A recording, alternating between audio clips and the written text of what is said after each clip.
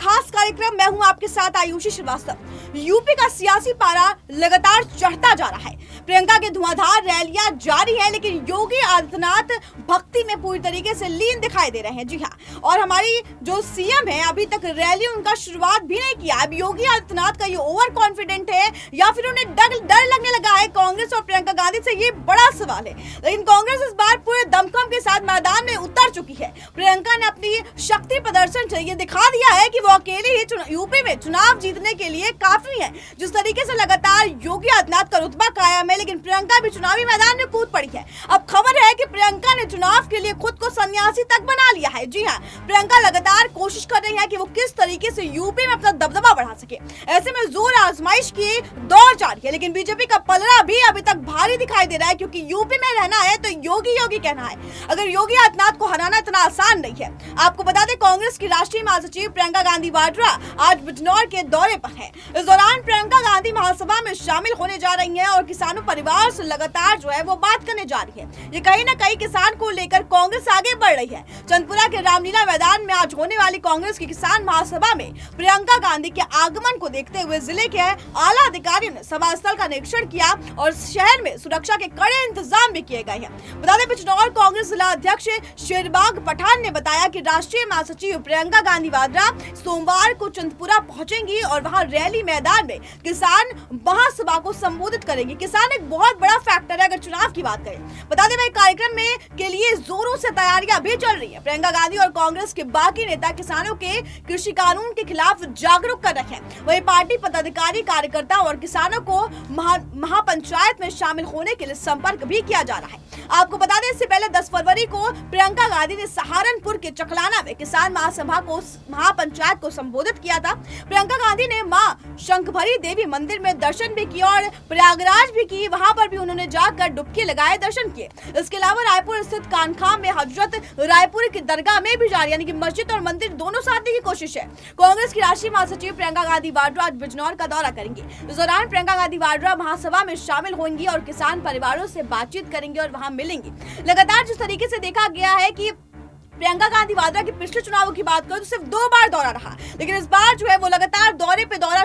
जनवरी की शुरुआत से ही प्रियंका गांधी का यूपी में दौरे पे दौरा जारी है। आपको बता दें, इसको आगमन के देखते हुए जिले के आला अधिकारियों ने इसको पूरी तैयारियां कर ली और कड़े इंतजाम भी किए गए हैं। बिजनौर कांग्रेस जिला अध्यक्ष शेरबाग पठान ने इस बात की सूचना भी दी कि सोमवार को चंदपुरा में प्रियंका गांधी वहां मौजूद रहेंगी और रामलीला मैदान में किसान महासभा को संबोधित करेंगी। कार्यक्रम पर जोर शोर से तैयारियां भी जारी है। प्रियंका गांधी और कांग्रेस के बाकी नेता किसान के कृषि कानून के खिलाफ वहां पर लोगों को जागरूक कर रहे हैं और पार्टी के आला अधिकारी और कार्यकर्ताओं ने किसानों को महापंचायत में शामिल होने के लिए संपर्क किया जाए। देखिए, इसमें ये लगता है कि यूपी चुनाव में किसान एक बहुत बड़ा फैक्टर है प्रियंका गांधी के लिए, कांग्रेस के लिए, क्योंकि यूपी में अगर की बात करें तो किसान कहीं ना कहीं बीजेपी को वोट नहीं दे सकते हैं। वह यूपी में इस तरह की जो घटनाएं बढ़ी उसको लेकर भी प्रियंका गांधी जो है वो वहां पर जनसभा को संबोधित करेंगे। देखने वालों में आपको बता दें 190 की टीम भी नजर आएगी। कई हिंदूवादी संगठन तो वैलेंटाइन डे को पश्चिमी सभ्यता का प्रतीक कहकर उसे मानने का भी विरोध करते हैं, लेकिन अब दरगाह आला हजरत के भी इसे ना मनाने की अपील लगातार की जा रही है। बता दें, बरेली शहर में स्थित ये दरगाह बरेली सुन्नी मुसलमानों का विश्व परिषद माना जाता है, लेकिन इसलिए यहाँ से जाने वाले अपील खास मनाए जाते हैं। आपको बता दें, कांग्रेस महासचिव प्रियंका गांधी वाड्रा यूपी में एक हफ्ते में 4 किसान महासभा को संबोधित कर चुकी है। प्रियंका गांधी सहारनपुर के बाद अब मेरठ और बिजनौर में किसान महापंचायत को संबोधित करेंगी। उत्तर प्रदेश में कांग्रेस को ऑक्सीजन देने के लिए पार्टी महाअभियान भी लगी है और पार्टी की राष्ट्रीय महासचिव प्रियंका गांधी वाड्रा उत्तर प्रदेश के विधानसभा चुनाव 2022 में कांग्रेस का मुख्यमंत्री चेहरा यानी कि मुख्य चेहरा होने जा रही है। और जिस तरीके से देखा गया कि मुख्य चेहरा होने जा रही है, पिछली बार की बात करें तो 2017 में यूपी चुनाव की बात करें तो कहीं ना कहीं अटकलें थी कि प्रियंका गांधी वाड्रा जो है वो मुख्यमंत्री योगी आदित्यनाथ को साथ सकती है, उन्हें चुनौती दे सकती है। लेकिन पिछली बार जिस तरीके से उत्तर प्रदेश में कड़ी हार हुई थी प्रियंका गांधी की, क्योंकि उनके दौरे की बात करते तो सिर्फ 2 दौरा था उनका यूपी चुनाव में, लेकिन 2022 के लिए प्रियंका का दौरा लगातार बढ़ता जा रहा है। चाहे किसान महापंचायत की बात करें या तमाम जिलों में जाके वहां की समस्याओं को सुने, प्रियंका गांधी समझ गई है कि कहीं ना कहीं दौरे को लेकर अब चुनावी जो है सियासी समीकरण बदलना पड़ेगा। साथ ही हिंदुत्व की बात करें और बड़े स्तर के लोगों की बात करें तो सारे आला अधिकारी भी वहां मौजूद है। कांग्रेस के उत्तर प्रदेश की प्रभारी प्रियंका गांधी वाड्रा इन दिनों उत्तर प्रदेश को मथने में पूरी तरीके से लगी हुई है। मथने का मतलब यह है कि पूरी तरीके से अपने कब्जे में लेने लगी है कि अगर किसानों की बात करें तो महापंचायत, किसानों की महापंचायत इसलिए क्योंकि किसान कहीं ना कहीं बड़ा फैक्टर है यूपी चुनाव में, और अगर किसान जो है कांग्रेस के साथ खड़े हो जाते हैं तो ये कांग्रेस के लिए बड़ा ही और बड़ी बात होगी, क्योंकि जिस तरीके से लगातार कांग्रेस जो है चाहे वो किसान आंदोलन की बात करें या शक्ति प्रदर्शन की बात करें, लगातार उनके साथ खड़ी है। ऐसे में बीजेपी के खिलाफ अगर कांग्रेस के किसानों के साथ जाती है तो एक बड़ा वोट बैंक आ सकता है। आपको बता दें चुनाव की पतवार भी संभाल ली है प्रियंका गांधी वाड्रा ने। कांग्रेस के कार्यकर्ता बताते हैं कि प्रियंका गांधी वाड्रा विधानसभा चुनाव में 2022 में उत्तर प्रदेश से कांग्रेस की मुख्यमंत्री का चेहरा बन सकती है। ये बड़ी बात हो गई, क्योंकि जिस तरीके से लगातार कयास लगाए जा रहे थे कि क्या प्रियंका गांधी उत्तर प्रदेश में मुख्यमंत्री का चेहरा होंगी या नहीं, लेकिन अब इस पे अटकलों पे पूरी तरीके से विराम लग गया है। आपको बता दें सितंबर अक्टूबर में ये घोषणा होगी। इनकी छवि भी बनना चाहती, संभवा में खुद नाव की पतरार संभालना और बीते दिनों रामपुर के रास्ते में खुद गाड़ी का शीशा पोंछने के पीछे वीआईपी छवि मिटाने की भी कोशिश लगातार प्रियंका गांधी वो जो है वो कर रही है। अगर जोश की बात करें तो जोश और भीड़ चुनाव को नतीजे अपने पक्ष में करने के लिए एक मापदंड तो बहुजन समाजवादी पार्टी उत्तर प्रदेश विधानसभा चुनाव में एक बड़ी शक्ति नजर आ सकती है। आपको बता दें सोमवार को इटावा के निकट मायावती के रैली में हजारों की संख्या में लोग वहां पर मौजूद थे, और लगातार जब बात करें एसपी की या बात करें असदुद्दीन ओवैसी की, तमाम बड़ी पार्टियां जो यूपी के चुनाव पे हमें दमखम दिखाने जा रही है, ये बड़ी बात है कि इस बार का चुनाव बेहद अहम और रोचक होने वाला है। और ये तो उस समय की बात है जब मायावती अपने हेलीकॉप्टर से वहां पहुंची थी और वहां पर लगातार उन्होंने जनसभाएं की, महापंचायतें की। उनके स्टेज पर आने के बाद से ही पुलिस के लिए भीड़ को बेकाबू करना मुश्किल हो गया था। बता दें लोकसभा चुनाव में समाजवादी पार्टी, बहुजन समाजवादी पार्टी और राष्ट्रीय लोकदल गठबंधन भारतीय जनता पार्टी को अपेक्षित चुनौती नहीं दे पाई। ऐसे में पिछले चुनाव की बात करें तो ऐसे में चुनावी परिणाम के ही आने के बाद लगातार ये कयास लगाए जा रहे थे कि गठबंधन जो है वो टूट गया और अब उत्तर प्रदेश में विपक्ष पूरी तरीके से बिखरा हुआ नजर आ रहा है। जी हाँ, चाहे वो अखिलेश यादव की बात करें या मायावती की बात करें, दोनों का गठबंधन पिछले चुनाव में टूट गया था क्योंकि कड़ी हार थी। लोकसभा चुनाव में बड़ी सफलता के बाद भारतीय जनता पार्टी अब विधानसभा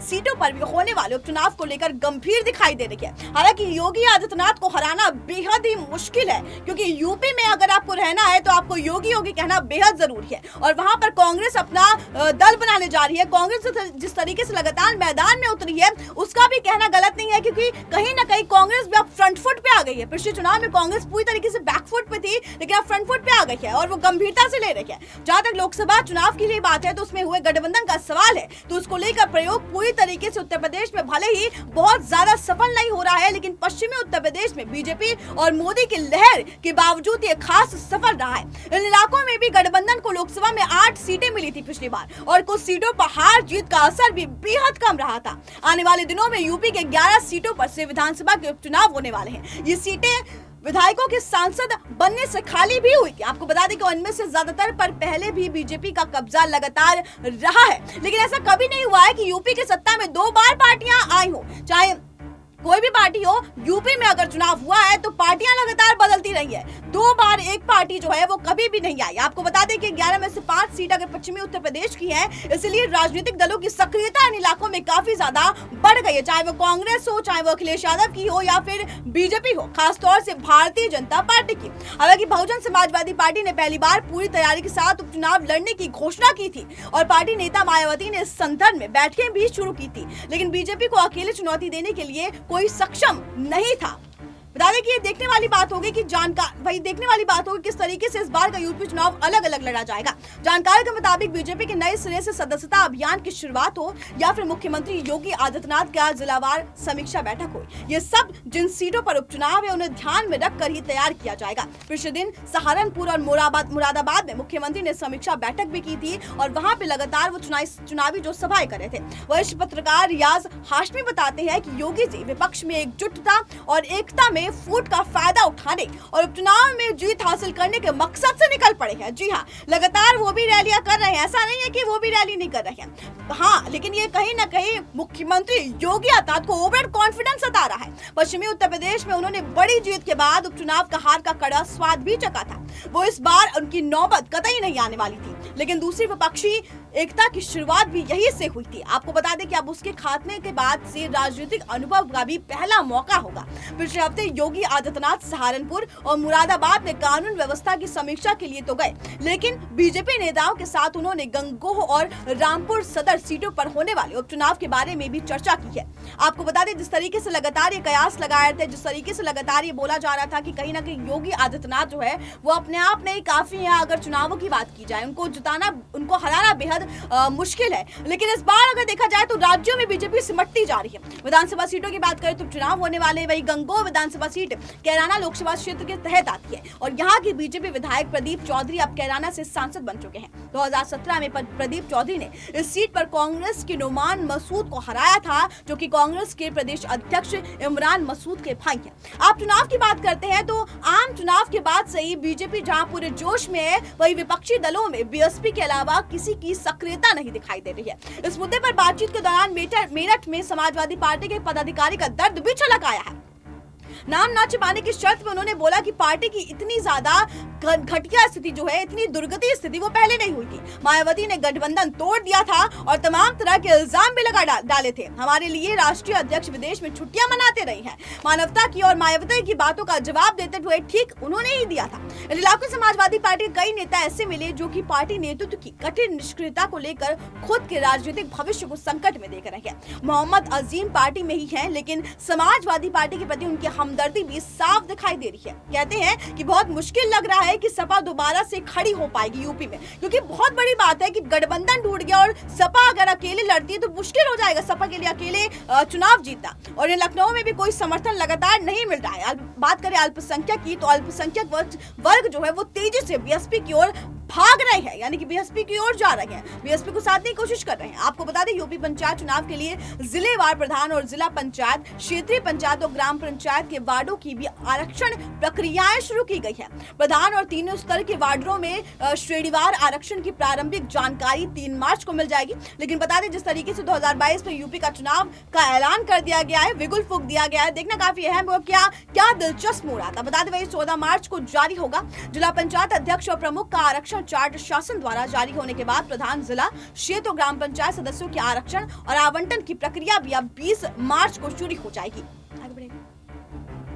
वे बता दें कि इसको लगातार देखते भी कहा जा रहा है, क्योंकि आरक्षण बहुत बड़ा मुद्दा है। अगर उत्तर प्रदेश की बात करें, बेरोजगारी बहुत बड़ा मुद्दा है। उत्तर प्रदेश की बात करें तो अगर आरक्षण का प्रस्ताव दिया जाता है तो यह बड़ी बात होगी। फिर वहां से 2 या 3 मार्च को इसका प्रकाशन भी किया जाएगा। बता दें, चुनाव लड़ने के लिए इच्छुक ग्रामीण ब्लॉक की लेकर कलेक्टर तक प्रस्तावित आरक्षण सूची देखी जा सकती है। वैसे आरक्षण को लेकर जिले से ब्लॉक तक पदाधिकारियों का प्रशिक्षण 16 से 19 फरवरी तक चल सकता है, क्योंकि आरक्षण एक बहुत बड़ा मुद्दा, चाहे वो कांग्रेस हो या बीजेपी हो, उसके लिए सामने आ सकता है। प्रस्तावित आरक्षण सूची में ग्रामीण 4 से 8 मार्च तक आपत्तियां दर्ज कराएंगे। अगर उन्हें लगता है कि किसी प्रधान या वार्ड का आरक्षण नियमों के मुताबिक नहीं होगा तो उसके लिए जिला अधिकारी और डीएपीओ के पास आपत्ति दर्ज करा सकेंगे। आपको बता दें कि 10 मार्च से 12 मार्च तक जिला अधिकारी की अध्यक्षता वाली समिति आपत्तियों का निस्तार यानी कि निस्तारण करेगी और 13 और 14 मार्च को आरक्षण की अंतिम सूची जो है वो जारी कर दी जाएगी। जिस तरीके से लगातार ये यूपी का दौरा जारी है, जिस तरीके से लगातार सभी पार्टियां जो हैं वो